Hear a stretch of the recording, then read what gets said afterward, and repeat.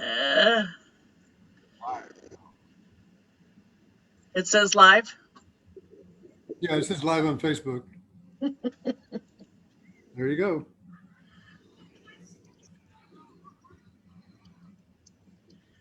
Okay, I'm gonna mute out here.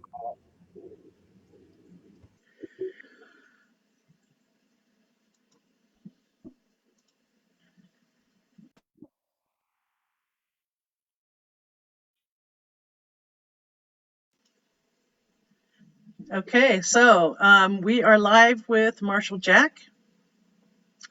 Um,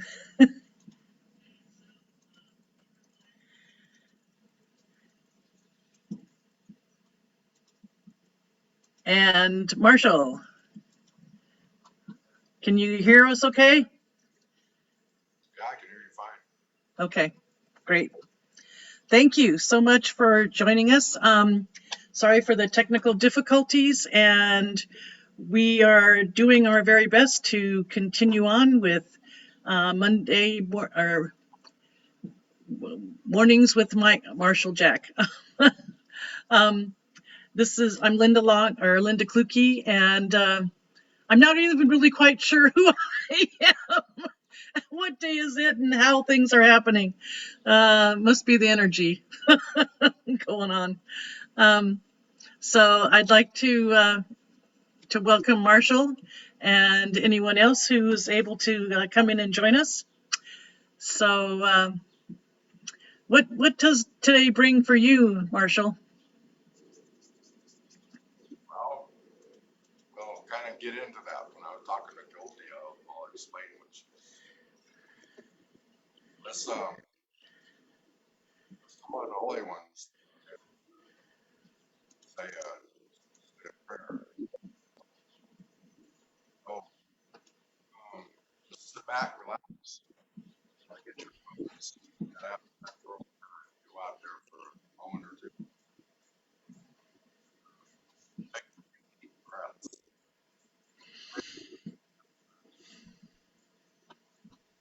All that outside energy. Just kind of let it go, let it go. And with the second breath is just try to get your composure or get your focus on this brand new day. And then on a third deep breath is just relax. Just relax your mind, relax your body, and let yourself be free of any constrictions right now. Just kind of just relax. So while you're doing that, I'm going to go ahead and offer a prayer for all of us. Well,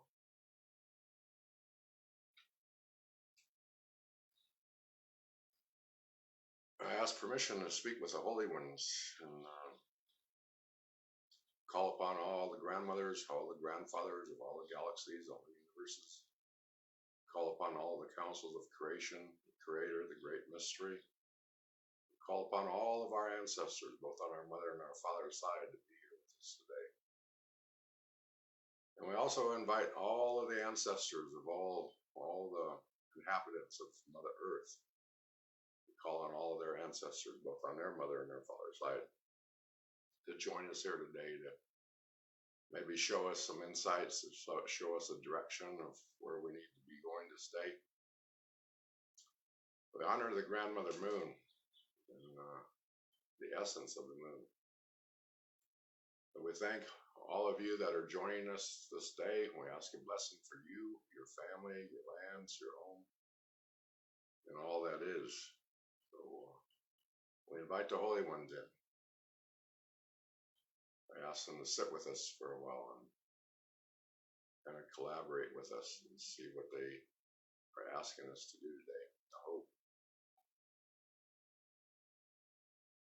It was a little different this morning as I was sitting with the altar and sitting with the Holy One and Goldie.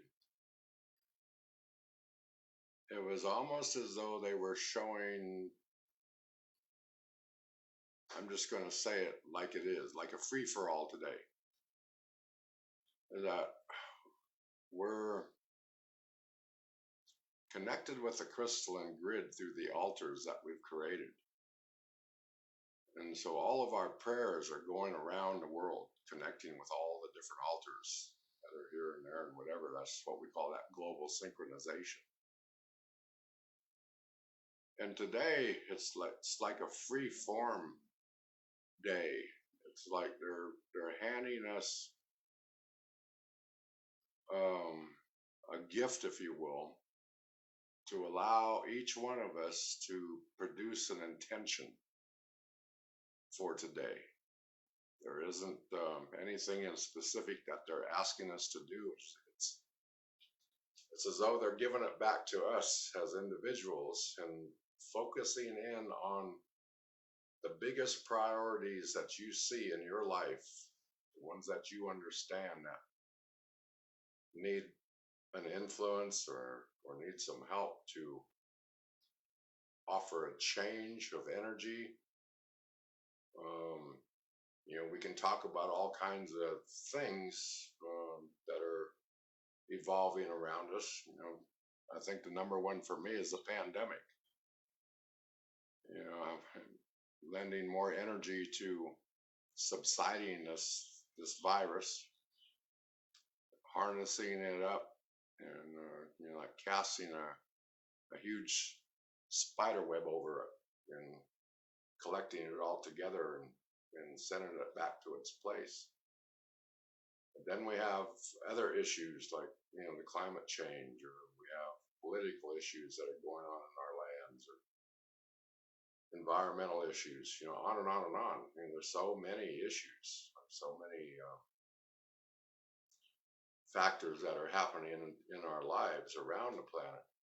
And so today it's as though they're asking us to focus in on the major concerns that you have as an individual, and lend your prayers, lend your intentions to the crystalline grid, and it will be heard collectively as each one of us goes deeper in thought of what is it that we are seeing as individuals that need our help, or that we're lending our energies to something that needs to be changed.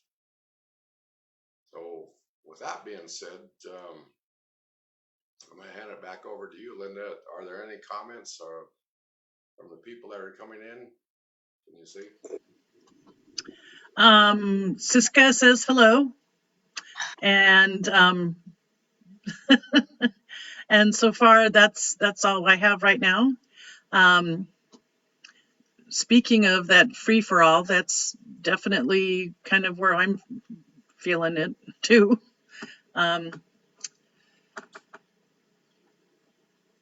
We had a very nice long grandmother's ceremony last night. Covered many things. John says that he has a few words that he'd like to share. Okay, can you hear me now?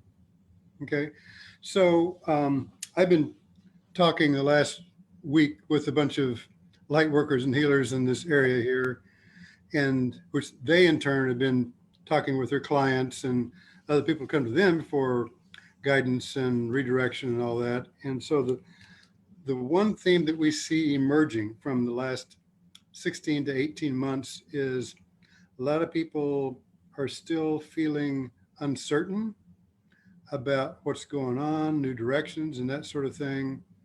And the guidance that I've been hearing is that as long as we're continuing to have our attention focused outward on the field of change and distraction, we're never going to get centered. And so what seems to be the main theme is that people are looking for, what's my anchor now? What's my core reference? And what I gather from all the experiences that I've had and listening to Marshall for several years, when we tether our core to the wind, that's what's going to happen. We're just going to be like a leaf in the wind. But if we tether our core to some connection with spirit, then that can be our main navigational reference. And that's, I think, what nature, what spirit, what the Holy Ones may be asking us or inviting us to look at. How can we, even if we're not used to doing that, how can we tether our central core to some connection with spirit? There's more, but that's kind of the nutshell.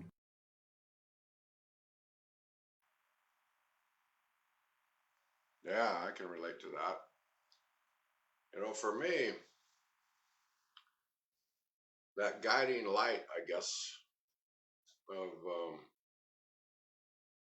understanding my place here on the planet, here in the universe, is I rely on a direction that comes from my ancestors, that comes from the Holy One, that comes from Goldie, or, you know, all of the external energies out there.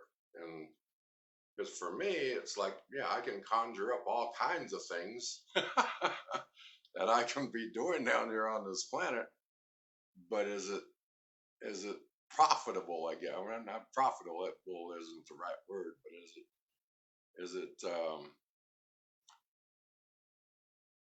is it producing energy for the future, for my future? And so I rely on the Holy Ones to guide me through the spiny forest, if you will, and saying, okay, here I am. It's a brand new day, never ever been used. You know, I ask permission to be a part of this day. I also ask permission of my grandmothers, my grandfathers, all of my ancestors, the Holy Ones, the Great Spirit, Creator, grandmothers, you know, all those things. And I ask them to guide me through this day. And I look for their guidance or their words or images or whatever. And I rely on that every day. And so I'm, you know, it's like in previous videos we've mentioned, you know, always put your ancestors out in front of you. Let them guide you through the spiny forest, if you will. And that way your choices are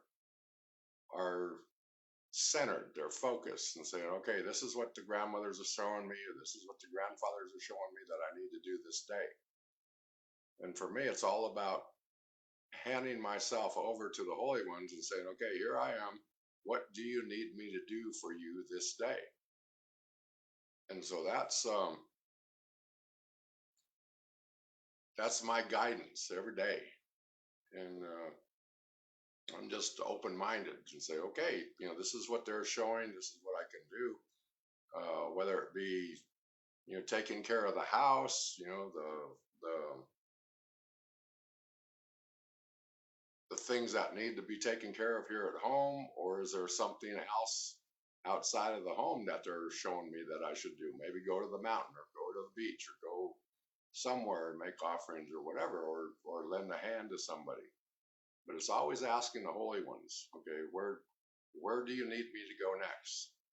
And, you know, I rely on the grandmother spirit more than I do anything else. And I ask the grandmother, like, and it's almost like, okay, grandmas, what do you want to do today? What do you need me to do for you today? And so for me, it's focused, it's centralized, and so I kind of get myself out of the way and just ask the Holy Ones, what do you need me to do? And so that kind of, in a nutshell, takes care of my whole day, and I just follow their lead. Anyway, that it's an option that, you know, you can try out for yourself. And you know, I hear a lot of people, you know, struggling with their own personal issues, and it's like they don't know which way to go. You know, they're all, it's like they're confined in their box and they don't know how to get out of it or what to do. And I see that because you're by yourself. You don't have any supporting energy around you to help you make choices or guide you out of that box. And so for me, it's always asking the ancestors to come in and help me out, so I'm not alone making the decisions. Anyway, that's what I do.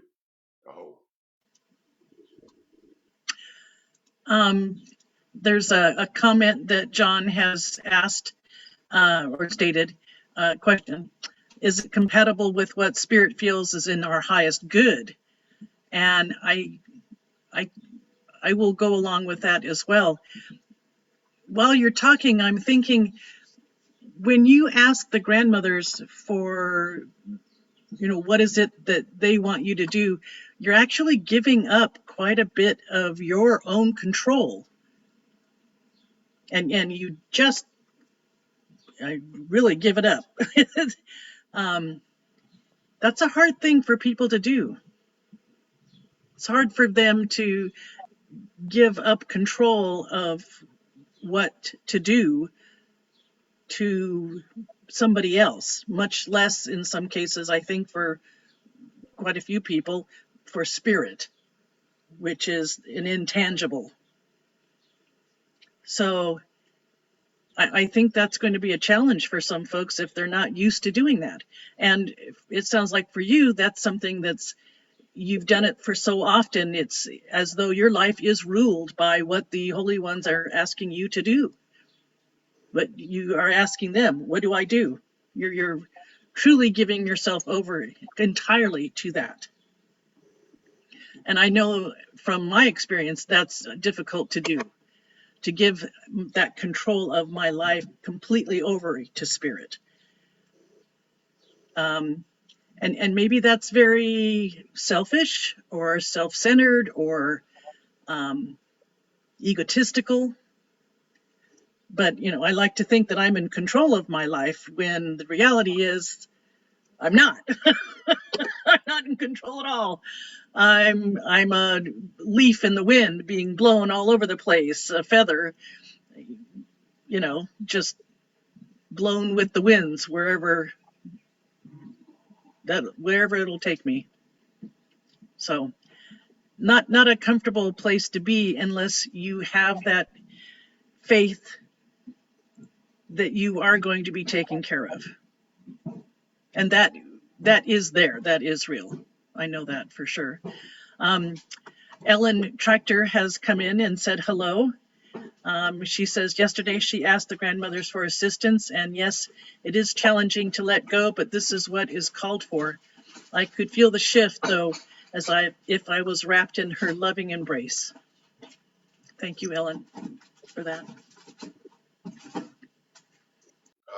For me, I share my experiences, and I was very fortunate growing up with elders who had profound wisdom about life. And so as they shared with me, or as I watched them and how they managed to get through the days or whatever, all of the elders, they just gave their lives over to the Creator, over to the Mother Earth. And the Mother Earth was a big guiding light for a lot of the elders, because it was all about asking the Mother Earth, what can I do for you this day? That's where all of this started for me. It was a teaching of reverence, I guess, but it was also a teaching of the mind, is that there are influences beyond ourselves that take care of, the bigger picture. And so for me, it's like tapping into that energy that takes care of the bigger picture, and acknowledging that and training myself to understand, okay, so how does all of this energy work? And so in the teachings and the training, it's like the more you get involved in the actuality of the energies, then you start to understand that these energies are more powerful than we are. And so for me, it was always relying on the higher consciousness, I guess, through the teachings of my elders, and understanding, I don't have any control. I'm just a little body, like a little ant walking upon this planet. But where do I walk? What do I do? And so in the teachings, they say, yeah, call on the spirit of the Mother Earth, call on the spirit of the plants, the animals, all of the elements or whatever, and ask them, what is it that I need to do for you this day? And so for me, it's very simple to hand over that control. I don't want any control. I don't want to know nothing. And so every day is like a brand new day, like I keep on saying. Every day is a brand new day, never ever been used. It's a beautiful day, and there's a lot of mysteries in this particular day. And so I want to experience those mysteries without trying to control the mysteries. I don't really care about the outcome. I don't really have any expectations. And I think that's the biggest thing too. A lot of people have expectations, and when the expectations don't come into fruition like they're expecting, then they get all discouraged and disgruntled and whatever, because they're trying to force the energy to do something it does not want to do. That's the bottom line with all of this, is you're trying to force the energy to do something that the energy does not want to conform to.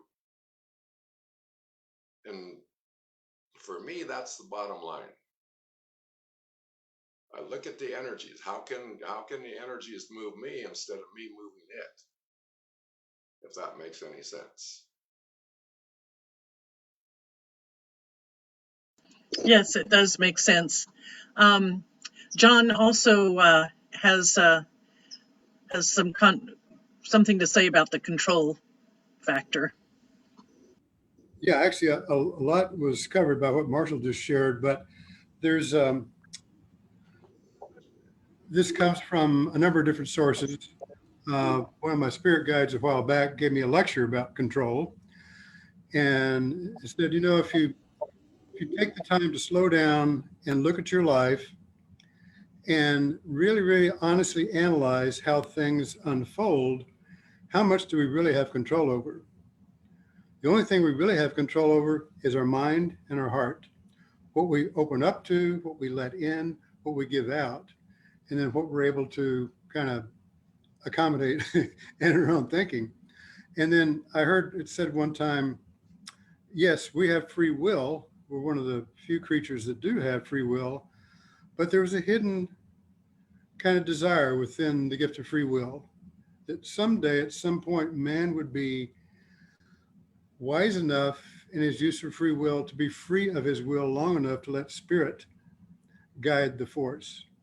And when we're able to train ourselves to do that, we actually wind up feeling more free. And it's like we open the doorway to the flow of grace and the way nature can organize things way more intelligently than we ever could possibly do it. I know I'm not really good at that. And every time I try to really tightly wrap myself around control, I muck it up. So I think that's part of our issue is we think that we have to seize every moment and control it. And it kind of goes back to that thing that Marshall was sharing the other day from the Holy Ones about compatibility. We're trying to make life compatible with us as opposed to making ourselves compatible with the flow of life energy that may be a little bit different than what we think it should be. However, if we're able to even start training ourselves, even just a little bit, to work with spirit and surrender a little bit, we might discover some really cool stuff.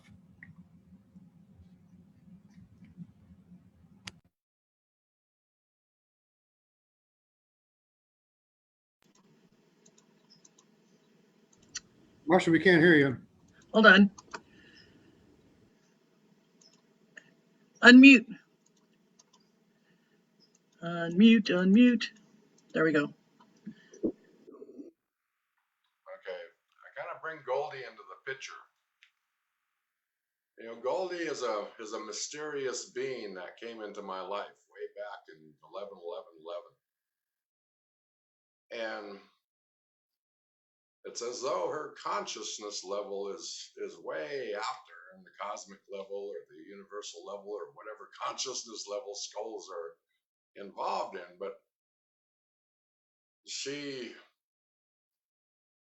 expressed to us, I think, and Linda, you might have been there when Goldie first was introduced at Lori Rayon's.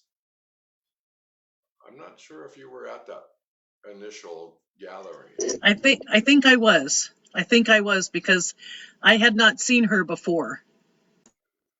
And so at that particular time, that was way back in 2011, Goldie mentioned something that kind of triggered something in our minds.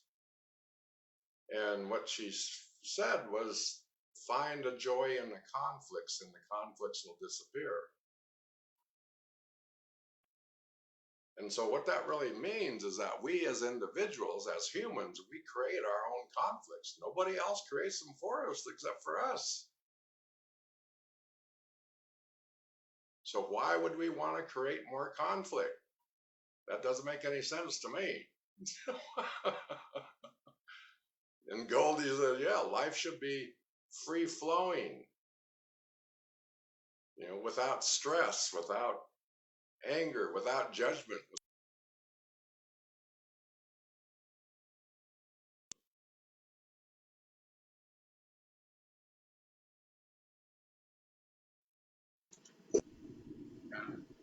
So with that, it triggers something else that the elders used to say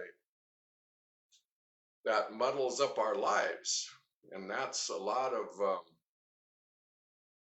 materialistic kind of things, and we start to get burdened with how to manage all of our materials. We got this, we got that, we got, all these crazy things surrounding us, and it's all just energy. And so the elders, they always spoke about less is more, dissolving the energies around us so we have more freedom. And for me, that's what I've learned in this life is about freedom to enjoy this life and to find the joy. And I know Goldie mentioned too, as they said, our jobs is to find the joy in this life. That's all we need to do, is find the joy.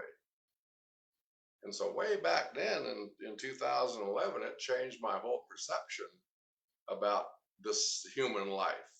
Because I don't need to do anything if it's not joyful. And that's the way I've pretty much led my life from that day forward when Goldie introduced that. I don't have to do anything that is in conflict with my joy. Nobody is telling you need to do all of this stuff except for you. And so that control that you think you might have will lead you into some precarious circumstances because you're trying to control the energy and not let the energy flow through you. You're trying to move the energy where it doesn't want to go. I know that's a lot to take in, but again, it's about our freedom, our joy. Nobody has control over that except for us. If you don't like something, don't do it. Period. That's your prerogative. That's your authority. You always find what's joyful. I've worked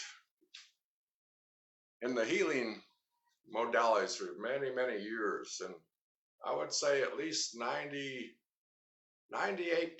of the people that come for healing is all stress related.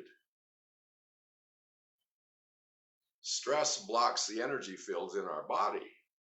And the more stressed we are, the more our body tries to free itself of that. But the more we introduce stress to our body, the body kind of can only take so much stress, and then all of a sudden it just stops working. And then it builds up, and then we start having mental issues or physical issues or emotional issues or whatever, because the energy isn't flowing through us. We're blocking it with the stress factors. And then that's when serious situations start coming up in our bodies. But anyway, I just want to share that much with you. Is, find a freedom, find a joy in your life instead of finding the conflict. Just a little tidbit. From birth, we're always introduced to conflict. Don't do this, don't do that. Don't say this, don't say that. Don't go there, don't go here, whatever. And so we're conditioned to believe that that life is a struggle. It's automatic almost. Is that everything we do is a struggle. We got to go to school. We got to get an A. We got to graduate. We got to get a license to drive a car. We got to do this. We got to do that. We got to do this. We got to do that. And so in the man-made world, it's created so much struggle to be equal to the Smiths and Jones over here, is that we're struggling. But why? Why do we need to struggle that way? It doesn't make any sense to me. Because each one of you has a choice. That free will choice. And for me, that free will is finding more joy. Period. Anyway, I hand that back. Thank you, Marshall. Wow, this control issue really is a big deal. Some of the comments that have come through, Siska says, sometimes there are times when I ask to let me lead me, but there are also times I forget to do it. She says, I don't have a background in culture where it's normal to ask for guidance. And I think that's pretty much the way it is in mainstream America, is to not ask for guidance for the day, for decisions to be made, for anything else, at least not to ask guidance from the spiritual realm. That's not even how I was taught to pray, was to ask for guidance. I was, now I lay me down to sleep, I pray the Lord my soul to keep, and so on and so forth. Not unusual kind of a thing for growing up this way. You're so very lucky, Marshall, that you had those grandmothers to teach you like you did. Because we had grandmothers that didn't teach us these words of wisdom. Pamela mentions that when she was 12 years old, she let Spirit know that I wanted to and was ready to follow Spirit's lead in my life, and Spirit swept in and blanketed me in a loving embrace. I was so happy when you mentioned that we would focus on the big priorities that are connected to our energetic work. I've been guided to work on an energy to let love enter into our hearts so that humanity could finally be free from the tether of hatred that has kept us in a state of separation, leading to a new earth and a new way of being. Go where you are guided to by Spirit to help others, and your hearts will be filled with joy. And that is so very true. So very true. Spirit showed me that control is an illusion when I was feeling that people were trying to control me. And Ellen Tractor says, John, I so agree about our perspective of control and surrendering. And that is very much, I think, of what it is to let go of control, is surrendering. And in that moment of surrendering, in that action of surrendering, you do give up the control to have the outcome be a certain way, to fix it the way that your mind wants it to be. And very often when you give up and you surrender, the outcome is better than you could even imagine, which is a beautiful thing. A beautiful thing. So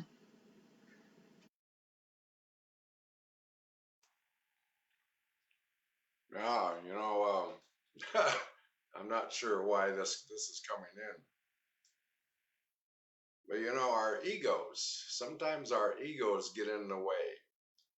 Is that we want to be acknowledged because of the accomplishments we've done or whatever. I got a brand new car. Oh, come look at my brand new car. I got a brand new home. Or, I just got this diploma. I got a master's degree and whatever it is, dumbness or whatever. But there was an elder talking to another elder a long time ago, and I'll never forget this. And they were talking about ego. And so the elder that was within the church arena, he said it this way. He says, ego. Look at ego. Look at the word ego. E-G-O. Ego edges God out. Ego edges God out. You take control over what God is trying to do for you. And if you don't want God to do anything for you, edge him out with your ego. Period. So lose your ego. I have another friend of mine, lives in Texas, and he always said that if he came upon challenges or conflict, he would literally physically turn sideways so that energy of conflict would go past him, so he wouldn't take it on fully. He would just step aside physically and just let that energy go back. Like if he's in a confrontation with somebody or an argument or whatever, the person will be right in front of him arguing back and forth, whatever the situation is. But since he didn't want to engage in that argument, he would physically turn sideways so that person's energy would go past him. And I thought, well, that's interesting. So there's all kinds of ways to find that happiness, to find that joy. But the first thing is to lose your ego. A lot of people can't do that because they're conditioned to express their ego. I would say the majority of the people on this planet are conditioned to express their ego, and that's what gets them into trouble, because that ego is a struggle. Ego creates struggle because you want to be better than your counterparts, and so you do whatever it is. You struggle along to get better at whatever you're doing, so you can be acknowledged for that. But what's the point? You're stressing yourself out. You're doing this. You're conquering conflicts and whatever, and it's a struggle. But where's the joy in all that? Anyway, I just wanted to share that much. So that makes me think, then is it that our ego is what creates the conflict, or is it the conflict that we grew up with, the struggle, you can't do this, you can't do that, you're not this and that, what equals then or perpetuates our egos? keep us going in a sense, because there is no other guidance that we're getting besides, you need to do this, you need to, perform, or you need to excel in some way, and that feeds ego, right? Well, look at it this way. We're being taught by egotistical people. Your mom, your dad, or however you grew up with, they're teaching us from their ego. They know better than us, right? Okay, so it's ego teaching ego. If you really look at it,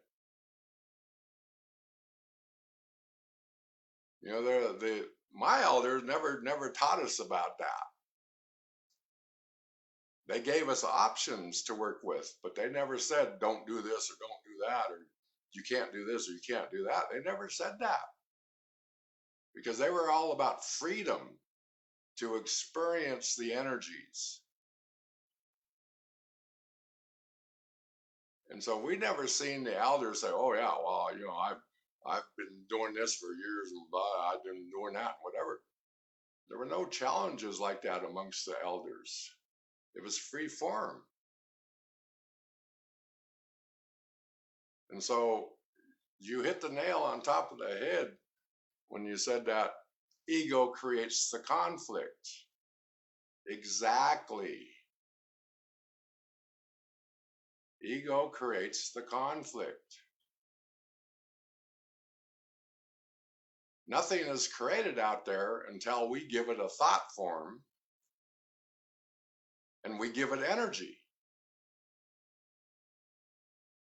Nothing exists out there. Think about it. Nothing will happen unless you give it energy in your life. If you were just to blank out your mind and sit there without any thought forms for the rest of the day, you might get some rest. You might relieve some stress. You might be a happy camper by the end of the day. But again, because we're conditioned to use our ego to get through this life, is that we're struggling to create more conflict. It's amazing how ego works.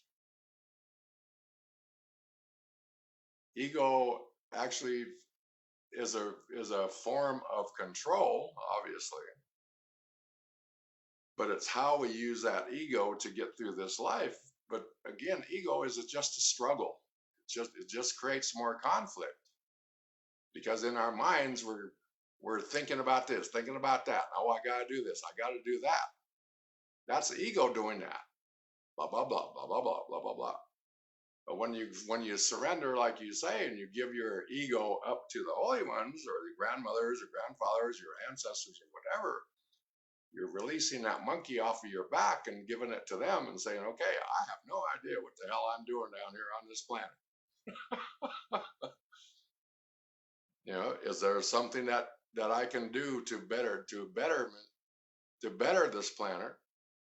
How can I help? How can I help balance out things? Show me, direct me.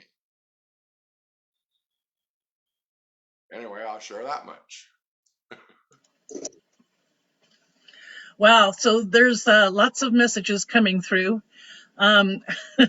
John mentions, oh, what a beautiful mess it can be when egos dance with egos to try to be one step better or higher than the other. Yes, sirree, John, that is very true.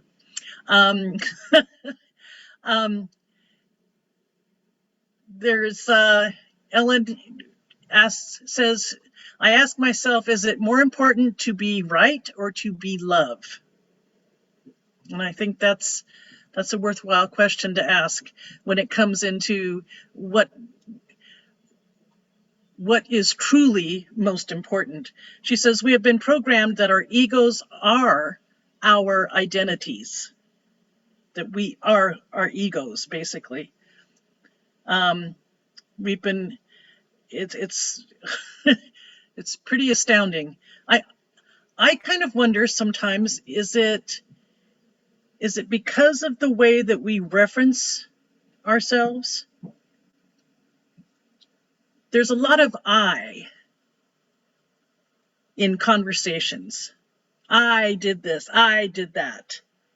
And that I is ego. When we talk about we, ego steps out, because now it's a compatibility. It's a group that is being expressed. An I doesn't have a place in there, in we. So I'm thinking maybe we need to change the context of how it's referenced. How we discuss things needs to change from I to we. Because in our conversation, as we talk to each other, if I say, why don't we go do this? I'm asking a question instead of saying, I'm going to do this or we're going to do that. And I guess it's pushing it into the ego, forcing somebody else into doing this. I don't know. It's kind of a yarn, ball of yarn. Remember a few videos ago, we were discussing words. Words, to me, creates ego. We know a word, or you know a word, or John knows a word, or somebody knows a word. But our word is better than yours. So that creates ego, yeah. So we use words to benefit our ego.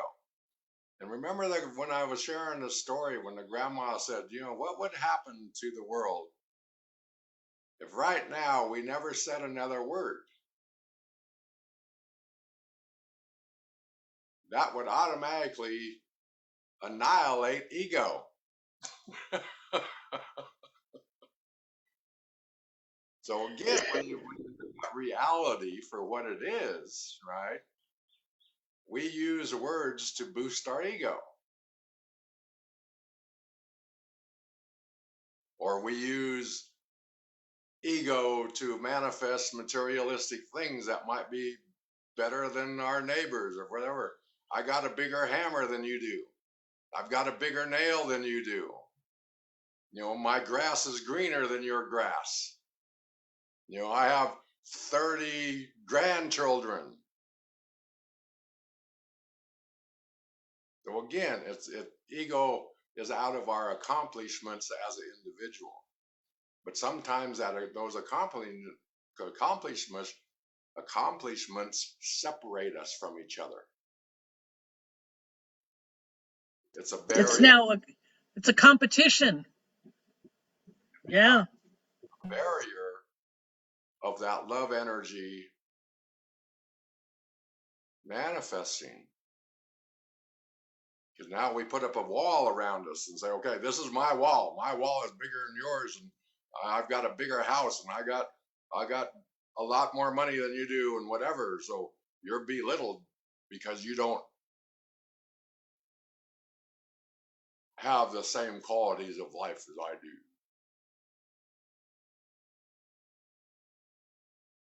But again, it's a human trait, right? It's a human trait that we rely on ourselves more than we do the external.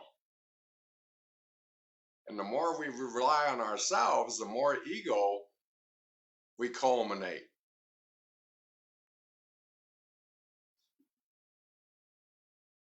I'm not saying it's right, I'm not saying it's wrong, but what I'm saying is that in order for us to change what's going on the planet, we look at our world governments. there is a lot of ego going on in the world governments, our leaders. They think they know what we need. They don't ask us what we need, they tell us what we need. How egotistical is that? So again, when we really look at the reality of the global picture, a lot of our conflicts were created out of ego. And it's got us into a turmoil right now. It's like this big spaghetti of egos trying to manage our way out of the situation that we're in. But by managing how to get out of it, we're creating more energy to stay in it. Anyway, that's just my perception. So for me, it's kind of like, okay, you guys can do whatever you guys want to do out there. You deal with your egos and your accomplishments and whatever. I don't really care. I mean, I care, but I don't care. All I care about is how are we going to take care of this planet? How are we going to take care of this planet and make it a better place for all living things, and especially the unborn? How are we going to do that? It's with the help of the Creator, the Holy Ones, the ancestors, all of that. That's my focus on the bigger picture.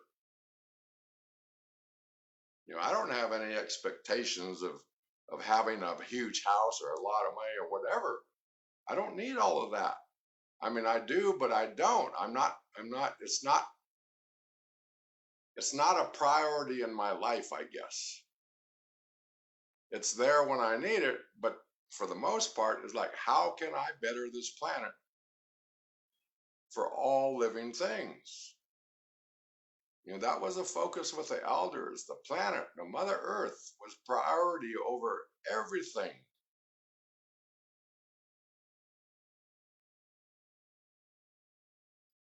So what are we doing here on this earth as humans? What is our priority? To become better than each other? Is that the priority? I don't think so. Anyway, I'll share that much. Thank you very much.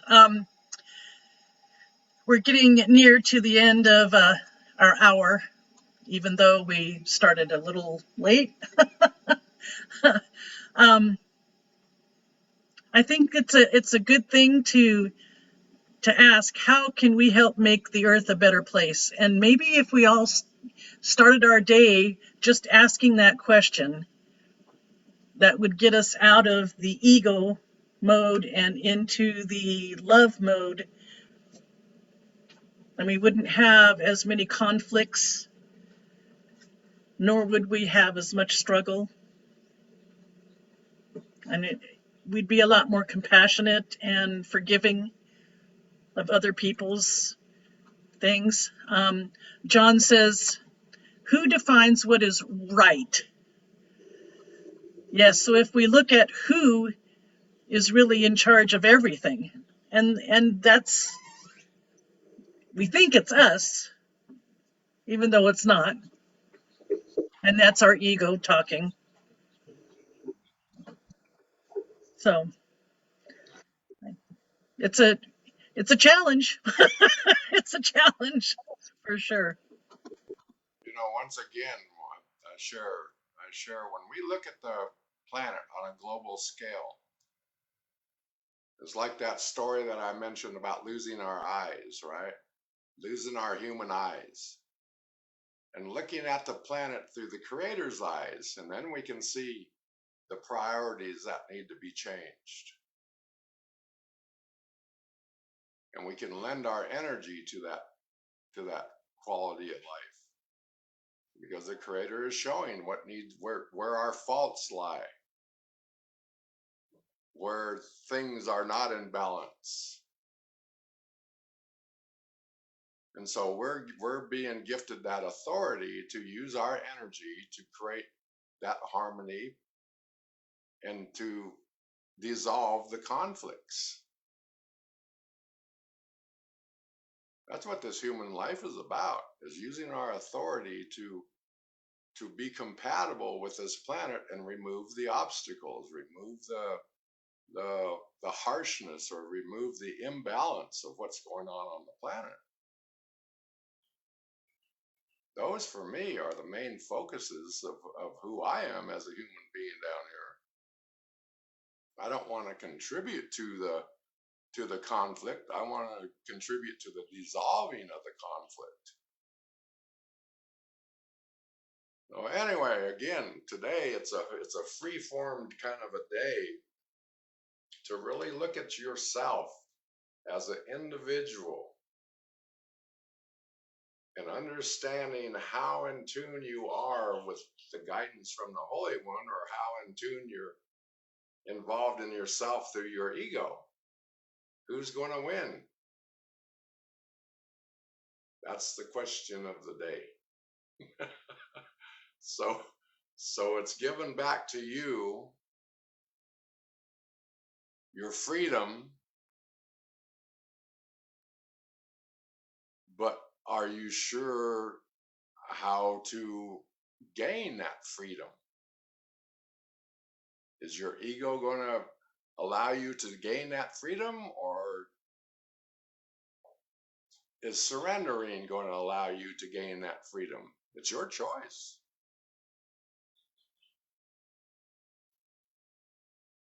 John, what do you think about that? Well, now we're going to get into some interesting definitions. Freedom depends on what we mean by freedom. If we're using the personal ego idea of freedom, that's one thing. But if we're looking at it from the level of spirit, then I would have to answer freedom as being free of our will and surrendering unto divine will. That doesn't mean losing control of our lives. It just means that I think the deeper part of that is really understanding what or who is in control of our lives. And when we allow that force to be the motive force, we can find out where our will can blend in concert with those energies to support both. So that's like forming a collaborative we with me and spirit, like what you're talking about. But freedom's an illusion. How many of us are really free? I mean, your description of that meditation you gave the other day was really beautiful about, letting go of this, letting go of this, letting go of this, letting go of this. When you let go of everything, you're totally free, but it's scary as hell. Most people don't, because they're so used to having some kind of anchor, something they can hold on to for the illusion of control. They don't dare envision the idea of actually being free of all those attachments. My, what an illusion. If that makes any sense. My take on it also is, I get a lot of people asking for help as far as healing. And what I see that happens in the human realms is that our codependency on others. If we are codependent on them, then obviously they're codependent upon us. And so that creates a conflict because we're trying to accommodate that codependency so we don't lose them. Right? We're codependent upon them. But in the healing work that we do is that we lose that codependency. We give all of the energy back to all of those people that are in our lives, starting with our mother and our father, our spouses, our children, whatever. We give all of their energy back to them, and we pull all of our energy back from them, so we're no longer attached by that energetic cord. And when we do that, for me, that's freedom, is that we're here on this earth alone without anything that we're attached to, or nothing's attached to us. We lose that codependency energy. And then we see ourselves for who we are. We're powerful, powerful people. without any attachments to anything. That's something to think about. You know, in that codependency encourages to use more of ourselves and our ego to become more compatible with those who are codependent upon us, and vice versa. Anyway, words for discussion, words for thought. But today it's up to you on how you're going to use your energy. Nobody is telling you how to use it or how not to use it or where to use it or whatever. It's your choice. How are you going to use your energy today? Maybe you don't want to use any energy today, but again, that's your choice. It's free form day, right? We're going to acknowledge it's a free form day, and you can free form your will into anything that you want to free form it into.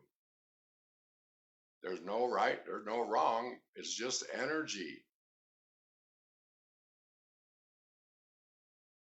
Thoughts are just energy. If we had no thoughts, would we exist? Who knows? Anyway, back to you, Linda. We've reached the end. The end of our day. Thank you, everyone who has come on, and thank you for your patience while I flub through things. Marshall, really stimulating thoughts and discussion today. I really appreciate it. Hi, Goldie. Goldie says hi. And I think she's also saying it's okay no matter what you do, because you're loved. Thank you very much. Aho. We'll close this session up. Today is a very, very powerful day. You know, we've got the grandmother moon shining upon all of us around the planet.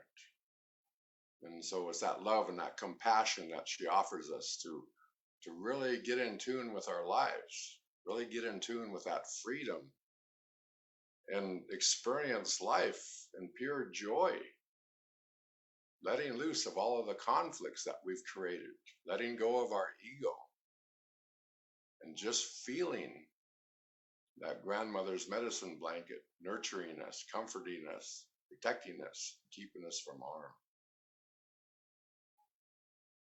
Well, I'll close this up here. Again, your grandmothers, grandfathers of the universe and the galaxies, I ask permission to speak with you, Creator, Great Spirit, all of the star nations, all of the elements, all of the magical kingdoms here upon the planet, all of our ancestors. We thank you for joining us today and opening up our minds to freedom. And so we thank you for this free-form day. We thank you for allowing us to be free this day, to acknowledge this planet in however we want to acknowledge it. But we thank you for being with us, guiding us through, and we ask a blessing for everyone that's joining us today, a blessing for them as individuals, for their families, for their home, for their lands, and especially for the Mother Earth. We offer our help to the Mother Earth. So again, continue guiding us this day, and we'll see you at the other end. Aho. Aho. Blessings on you all. Thank you, Linda, for struggling and putting us together for us. Yes. Thank you, Marshall. Oh.